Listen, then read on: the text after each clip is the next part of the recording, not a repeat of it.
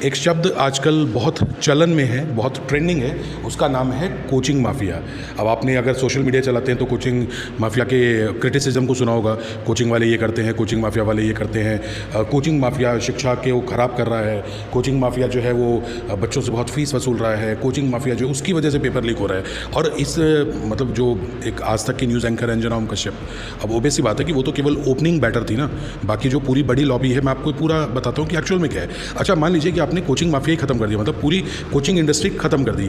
अब आपके पास क्या है? अब आपके पास है यूनिवर्सिटी कॉलेज के प्रोफेसर, आपके पास है स्कूल के टीचर।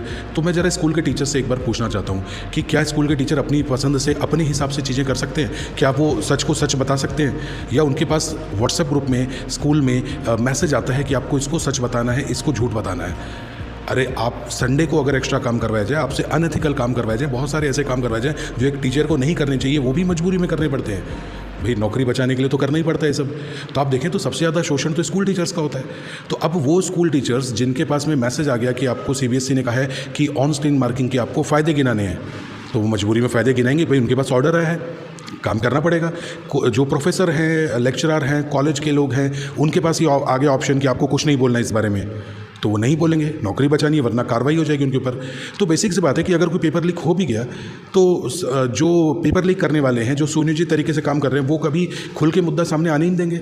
अगर उनके पास में ऊपर से ऑर्डर आ गया कि आपको कुछ नहीं बोलना है, आपको इस बारे में कोई बात नहीं करनी है, या किसी ने पेपर लीक की बात की तो उसकी नौकरी चली जाएगी, तो लोग ऑब्वियस सी बात है कि बात नहीं करेंगे। तो फिर क्या होगा? फिर एक पूरा कंट्रोल्ड सिस्टम होगा।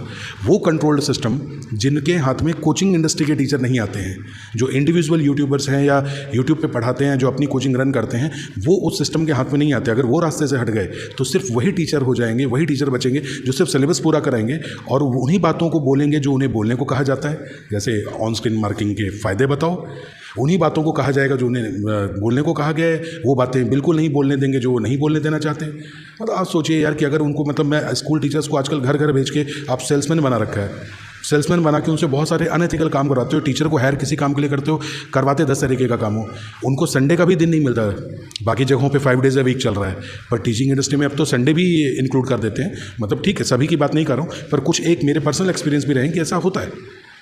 तो आप सोचिए कि अगर कोचिंग टीचर्स नहीं रहेंगे फिर कौन से टीचर रहेंगे? वो टीचर्स किसके हाथ की कठपुतली रहेंगे? क्या वो आपको सच बता पाएंगे कि एक्चुअल में चल क्या रहा है? एग्ज़ाम लीक हुआ है कि नहीं हुआ है, नौकरी मिल रही है कि नहीं मिल रही है, सवाल पूछना है कि नहीं पूछना है, क्या वो बोल पाएंगे? नहीं बोल पाएंगे। तो ज़रा इस बात को आराम से, फुर्सत से सोचिएगा।